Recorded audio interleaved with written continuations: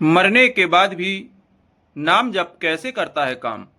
नमस्कार मित्रों, अगर आप सच्चे सनातनी हैं तो आपने किसी न किसी संत के मुख से अवश्य सुना होगा कि नाम जप किया करो।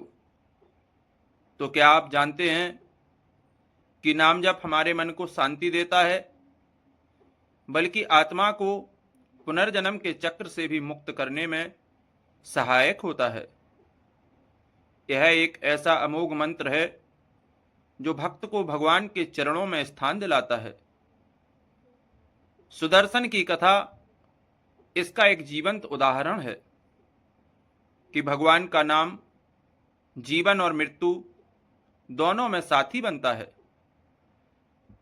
कुछ समय पहले की बात है, एक छोटे से गांव में एक साधारण व्यक्ति नामदेव रहता था। वह भगवान श्री कृष्ण का परम भक्त था और दिन रात उनके नाम का जप करता था। उसका जीवन सादगी और भक्ति में बीतता था। एक दिन गांव में श्री राजेंद्र दास जी महाराज का आगमन हुआ। उनके सत्संग में सैकड़ों लोग एकत्रित हुए और नामदेव भी वहां पहुंचा। सत्संग में महाराज जी ने भक्ति और नाम जप के महत्व पर प्रवचन दिया। तो मित्रों, नामदेव के मन में एक प्रश्न उठा,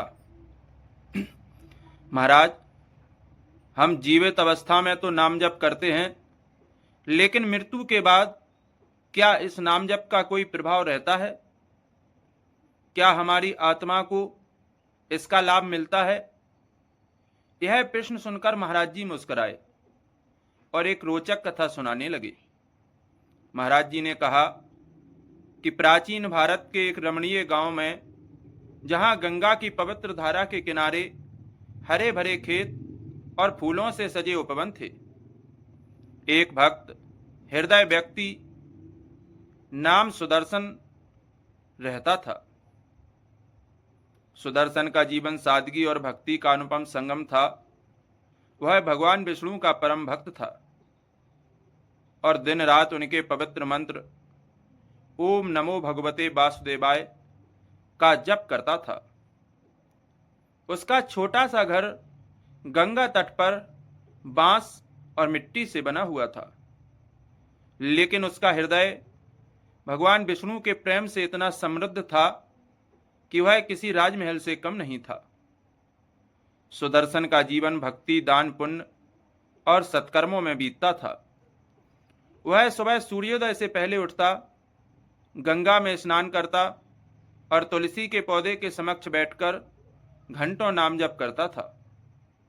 गांव के लोग उसे नाम जप का साधक कहकर पुकारते थे। वह कभी किसी का अपमान नहीं करता था, जरूरतमंदों की मदद करता और अपनी कमाई का एक हिस्सा गरीबों को दान देता। उसका मानना था कि भगवान का नाम ही जीवन का सच्चा और सबसे बड़ा धन है, जो न केवल इस लोक में सुख देता है, बल्कि परलोक में भी मुक्ति का मार्ग प्रशस्त करता है।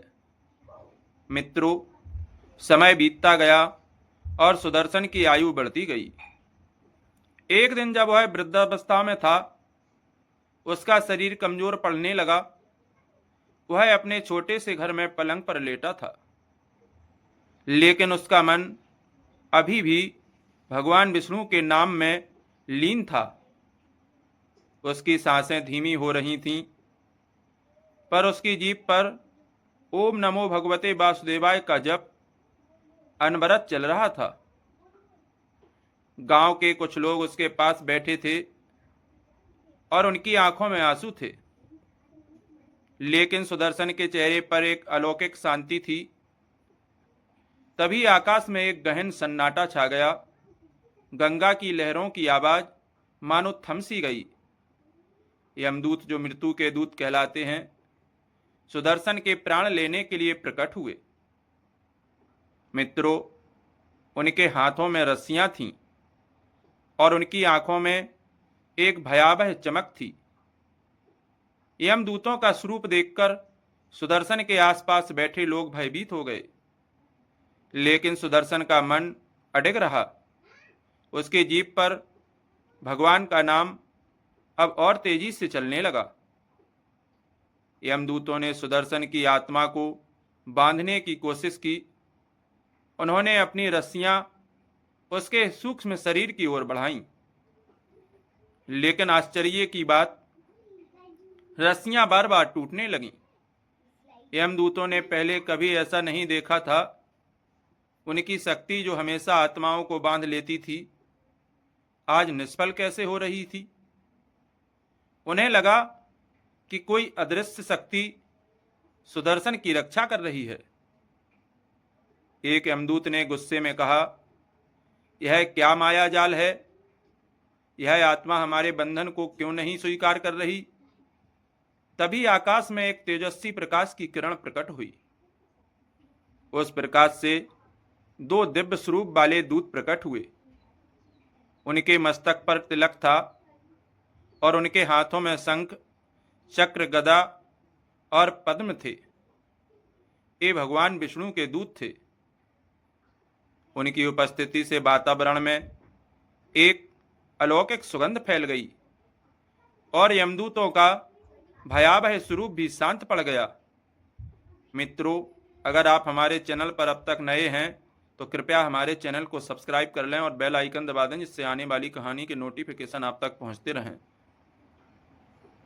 अब विष्णु दूतों ने यमदूतों की ओर देखकर गंभीर स्वर में कहा, हे यमदूतों, तुम्हें इस आत्मा पर कोई अधिकार नहीं है। सुदर्शन ने अपने जीवन का प्रत्येक क्षण भगवान विष्णु के नाम जप में समर्पित किया। उसने अपने कर्मों को भगवान को अर्पित किया और कभी पाप का मार्ग नहीं अपनाया। उसका हृदय भगवान के प्रेम से परिपूर्ण है। यह आत्मा यमलोक की यात्रा के लिए नहीं, बल्कि बैकुंठ धाम की ओर प्रस्थान करेगी। यमदूत चकित रह गए। उन्होंने सुदर्शन की ओर देखा तो अब भी मंद स्वर में ओम नमो भगवते वासुदेवाय का जप कर रहा था। तभी एक चमत्कार हुआ। सुदर्शन की आत्मा उसके शरीर से एक तेजस्वी प्रकाश के रूप में निकली। यह प्रकाश इतना प्रखर था कि गांव के लोग और यमदूत क्षण भर के लिए अंधे हो गए। उस प्रकाश में सुदर्शन की आत्मा एक सुंदर दिव्य स्वरूप में प्रकट हुई। वह मुस्करा रहा था और उसके चारों ओर भगवान विष्णु का नाम गूंज रहा था। मित्रों, विष्णु दूतों ने उस सुदर्शन की आत्मा का स्वागत किया और उसे एक दिव्य रथ पर बिठाया। रथ आकाश की ओर उड़ा और गंगा तट पर मौजूद सभी लोग यह दृश्य देखकर स्तब्ध रह गए। यमदूतों ने आपस में कहा, हमने आज तक कई आत्माओं को यमलोक ले जाया, लेकिन इस भक्त की शक्ति अद्भुत है। भगवान का नाम जप इतना प्रबल है कि यह मृत्यु के बाद भी आत्मा को यमलोक के बंधनों से मुक्त कर देता है। सुदर्शन की मृत्यु की यह घटना गांव में जंगल की आग की तरह फैल गई।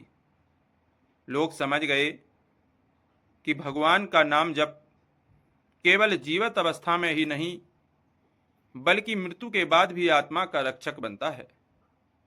गांव के लोग जो पहले सुदर्शन को केवल एक साधारण भक्त समझते थे, अब उसे एक महान साधक के रूप में सम्मान देने लगे। गांव में एक नया उत्साह जागा। लोग सुबह शाम गंगा तट पर एकत्र होने लगे। सामूहिक रूप से ओम नमो भगवते वासुदेवाय नाम का जप करने लगे। गांव का वातावरण भक्ति और शांति से भर गया। बच्चे, बूढ़े और जवान सभी भगवान के नाम में लीन होने लगे।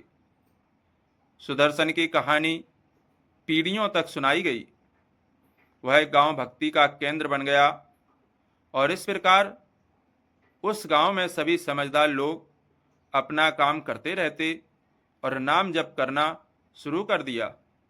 तो हम आपसे भी आग्रह करेंगे कि आप अपना काम मत छोड़िए, लेकिन नाम जप जितना हो सके उतना अवश्य करिए। और इसी के साथ आज की हमारी कहानी संपन्न हुई। मित्रों, आशा करता हूं कि आपको कहानी अच्छी लगी होगी।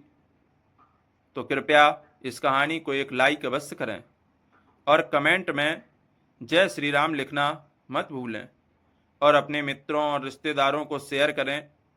दोस्तों, फिर मिलेंगे एक बहुत जल्दी और अच्छी प्रेरणादायक कहानी को लेकर। तब तक के लिए प्यार भरा नमस्कार। जय श्री राम। आपका दिन शुभ हो, मंगलमय हो।